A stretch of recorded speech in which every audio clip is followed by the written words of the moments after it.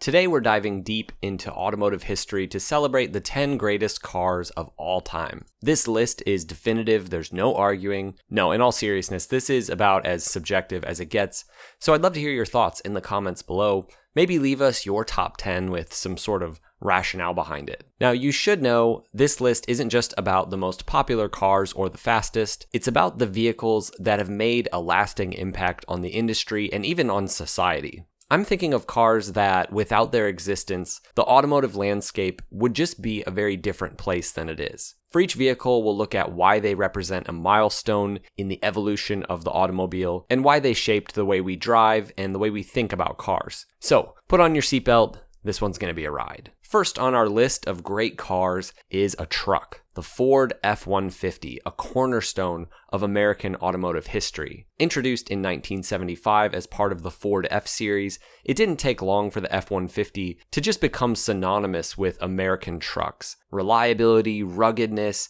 and versatility. The F-150 has been the best-selling vehicle in the United States for over 4 decades, and it's still better than a Cybertruck. It's difficult to really pin down one reason why the F-150 is so freaking successful. I'd say the biggest thing is that versatility. Originally created to combine durability with drivability, in many ways it's the truck that started the truck craze and moved trucks beyond just a thing that, people use for specific tasks. Without the F-150, we wouldn't have soccer moms driving giant 4x4s to Costco or businessmen commuting in traffic in vehicles meant to pull over trees. We also wouldn't have the performance and the luxury truck market. I think where Ford really deserves praise with the F-150 is in the evolution of the truck, and this will be a theme throughout this video. Their ability to continue to make it fuel efficient while still adding to its capability and usability as a work truck is just impressive. Now, if you disagree with its place on this list,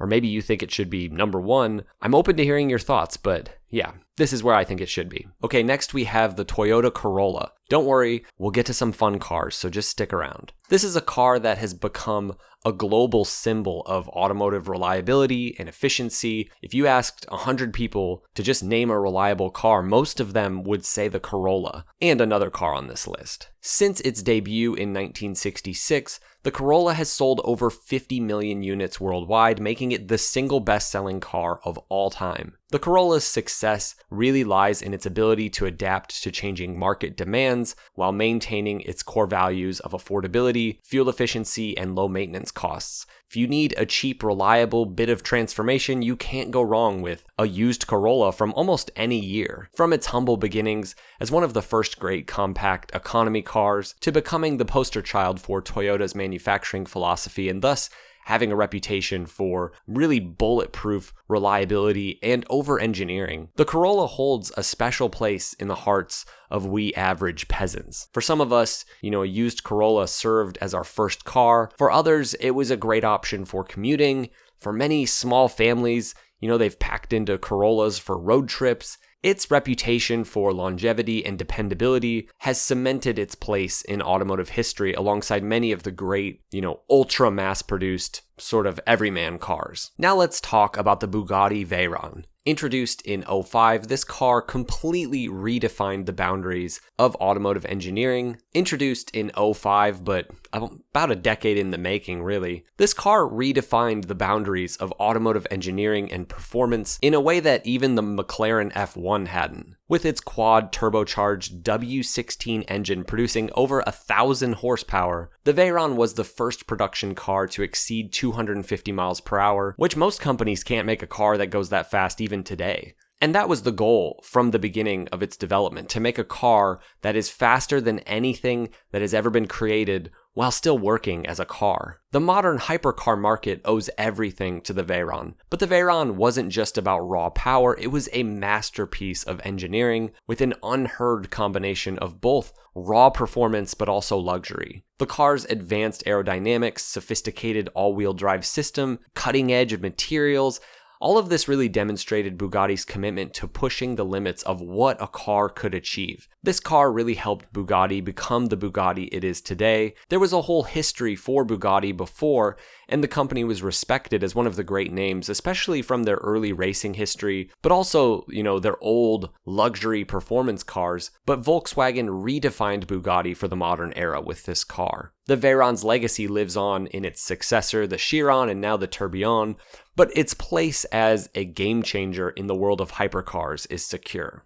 Now, this may be the only car that I think gets little argument. I'd be surprised if many of you disagree with the Corvette being on a list like this. Often referred to as America's sports car, this car has been a symbol of performance and style since its debut in 1953. Over the decades, the Corvette has changed quite a bit though, evolving from a more stylish kind of cruiser into the high-performance machine that it is, capable of competing with the best European sports cars. For a while, especially through the long third generation, the Corvette was more of a muscle car. Then with the C4, it became a true record-breaking sports car, competing with the likes of Porsche and Ferrari. With the ZR1 version of the C4, it took on the fastest, highest performance supercars in the world, and today the introduction of the mid-engine C8 model marked a significant departure from tradition, really bringing a new level of balance and handling to the Corvette lineup. And then of course we have the new ZR1, which is just an outlandish vehicle. Every time I see a C8 though, I'm like, oh yeah, I forgot that that's what the Corvette is now. I'm so used to C5s and C6s and C7s. But despite these changes, the Corvette has always stayed true to its roots. Giving those in the know, people who really know, they know. The Corvette is an incredible car. It offers amazing driving experience at a relatively affordable price with the raw, beautiful power of the American small block V8 in its earlier models and now the successors of that engine. So if any car is a true American icon, it's the Corvette. Next up, we have the Ferrari F40. Unveiled way back in 1987, this was the last car personally approved of by Enzo Ferrari. It was the perfect tribute to the company's founder and to his core beliefs. Built to celebrate Ferrari's 40th anniversary, the F40 was a no-compromise supercar that prioritized performance above everything else. Like the Countach, it's kind of described as a car designed entirely by the engineers with no constraints from marketing or styling departments. But, the end result was a beautiful, iconic vehicle. Its lightweight construction, thanks to extensive use of carbon fiber and Kevlar, was way ahead of its time, and its twin turbocharged V8 engine made it one of the fastest and most exhilarating cars of this era. It was a race car for the road, really. The F40's aggressive styling with its massive rear wing and aerodynamic bodywork has become iconic, but perhaps more than anything, it's the raw, unfiltered driving experience that really cannot be found anywhere else in automotive history. With virtually no electronic aids, the F40 isn't just a car for rich guys. I mean, I know a lot of collectors own them, but for the purists who do have some money, this car has appealed to them primarily for that unbelievable driving experience. And so it's not surprising the F40 stands as one of the most revered supercars and sports cars in history. The Duesenberg Model J was introduced in 1928. At the time, this was the epitome of luxury and performance.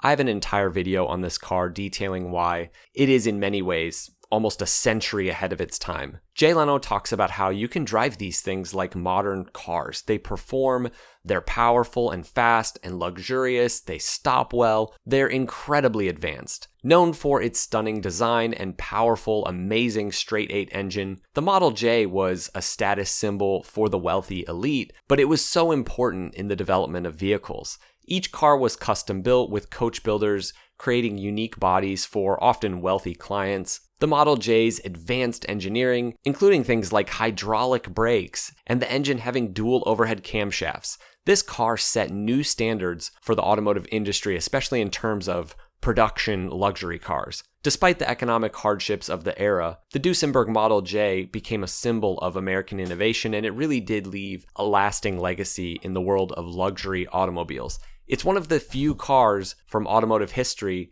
that came out of a pure, unadulterated desire to make something truly great, and that's what it was.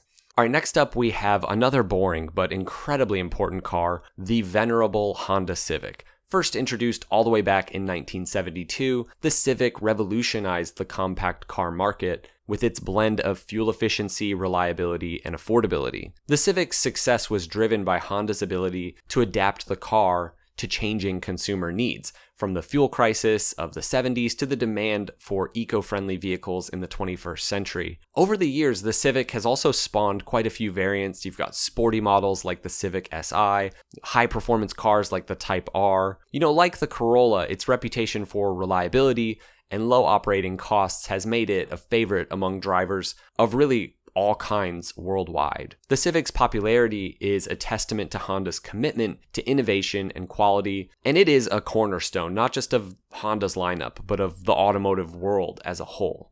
Our oldest but perhaps most important car on this list is the Ford Model T, launched in 1908. As you know, the Model T is credited with revolutionizing personal transportation and putting the world on wheels, so to speak. Henry Ford's innovative use of assembly line production made the Model T affordable for the average American, transforming the car from a luxury item, really, into a necessity. The Model T replaced the carriage in many ways. Its simple, robust design made it easy to manufacture, maintain, and repair, and that was a huge part of its incredible success, and it's also the reason why you can get a Model T today for relatively affordable, and they're so simple to work on, and they'll run forever. It's essentially, a tractor. Its versatility and adaptability from family car to farm vehicle made it a key part of American life as the 20th century carried on. The Model T's impact on society and the automotive industry is immeasurable. You could put the Model T at number one. It marked the beginning of modern mass production, and it set the stage for the automotive age.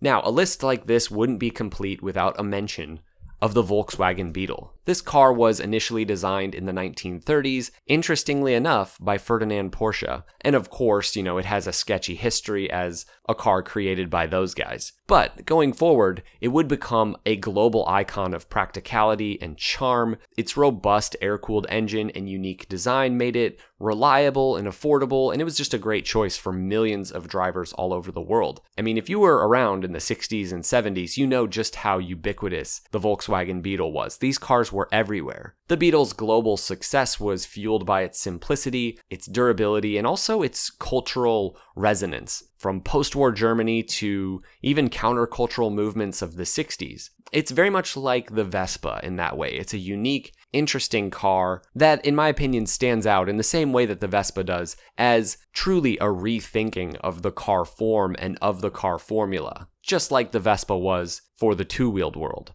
Alright, topping our list is the Porsche 911, and what can you even say about this car? I'm not even a Porsche guy. I totally don't want an air-cooled Porsche from the 80s, and I'm not jealous at all of those who can afford them. This is a car that has remained a benchmark for what it means to be a sports car since its debut all the way back in the 60s. Known for its distinctive rear engine layout and just timeless design, the 911 stands out among sports cars in that it has continuously evolved while staying ruthlessly true to its roots. Each generation of the 911 has brought increment advancements in performance, technology, and refinement, making it a favorite among driving enthusiasts, and the result is a car that, in my opinion, stands out above all other sports cars from history. The 911's success on the racetrack and in the showroom, it's just a testament to Porsche's engineering excellence and their dedication to the driving experience. Its blend of performance and heritage and everyday usability has made it really a legend in the automotive world and has secured its place as one of, if not the single greatest cars of all time. Alright guys, I hope you enjoyed this video. Again, leave us your list down below or let us know if you disagree at all with any of these places on this list. I would love to hear what you think is the greatest car of all time if it's not, the 911, the Beetle, or the Model T. And yeah, hope you guys have a good one. We'll see you in the next one. Drive safe.